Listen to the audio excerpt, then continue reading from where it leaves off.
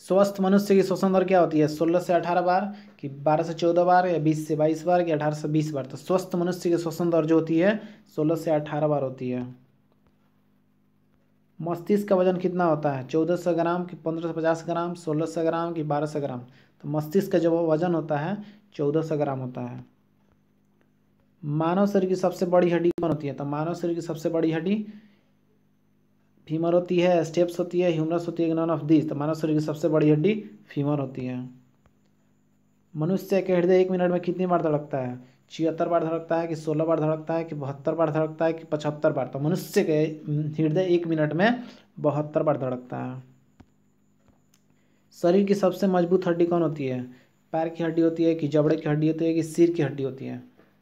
तो शरीर की सबसे मजबूत हड्डी होती है जबड़े की हड्डी।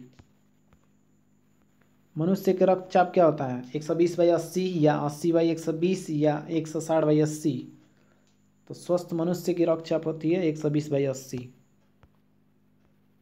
मनुष्य के सौंदर्य का अध्ययन क्या कहलाता है? Mycology, cytology, caliology, none of this? तो मनुष्य के सौंदर्य का अध्ययन कैलोलॉजी कहलाता है। शरीर में जल की मात्रा कितनी होती है?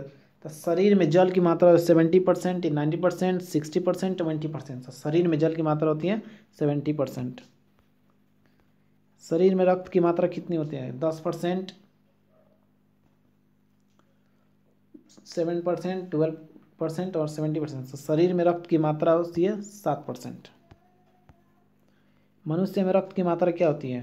5 से 6 लीटर, 8 से 10 लीटर, 2 से 3 लीटर, या 12 से 15 लीटर? तो मनुष्य में रक्त की मात्रा जो होती है 5 से 6 लीटर पाई जाती है। मानव रक्त का पीएच मान कितना होता है? 7 होता है, 6.4 होता है, 7.4 होता है, या 5.5? तो मानव रक्त का पीएच मान 7.4 होता है, जो कि क्षारीय होता है। रक्त को शुद्ध करने का काम कौन करता है? हृदय करता है, कि किडनी करता है, कि धमनी? तो रक्त को शुद्ध करने का काम किडनी करता है। आरबीसी का निर्माण कहाँ होता है? हार्ट में होता है, कि किडनी में होता है, कि बोन मैरो में होता है, कि प्लीहा में होता है? तो आरबीसी का निर्माण और डब्ल्यूबीसी का निर्माण, दोनों का निर्माण बोन मैरो में होता है।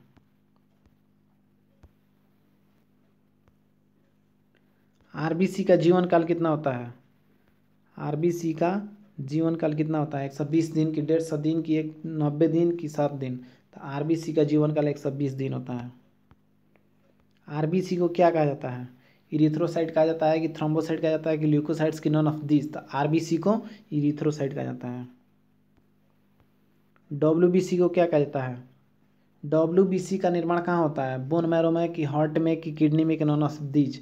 तो डब्ल्यूबीसी और आरबीसी दोनों का निर्माण कहाँ होता है? तो बोन मैरो में। डब्ल्यूबीसी का जीवन काल क्या होता है? तो डब्ल्यूबीसी का जीवन काल 4 दिन, 7 दिन, 30 दिन, 60 दिन? तो डब्ल्यूबीसी का जीवन काल 2 से 4 दिन होता है। डब्ल्यूबीसी को क्या कहा जाता है? Leukocytes, thrombocyte, erythrocytes, none of this? तो डब्ल्यूबीसी को ल्यूकोसाइट्स कहा जाता है।